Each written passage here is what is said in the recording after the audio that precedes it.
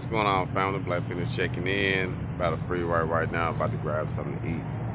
And I was just thinking, you know what I mean, how time flies, you know what I mean? I remember when I was coming into the valley, what I had to do to get established and get things going, and then I've been here now 3+ years, going on 4 years, and now I'm about to get ready to move on. And I can't say it was an experience. I feel like if I didn't come here, I wouldn't have been who I am today. So it made me, most definitely.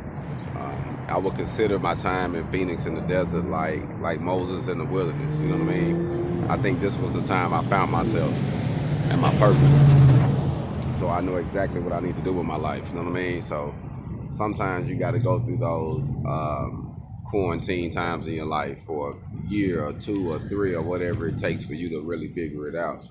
But I really believe like this next move I'm about to make is about to open up a big door. I just got to stay focused. If I can come here and I can maintain, surely I can do it anywhere. HogOn.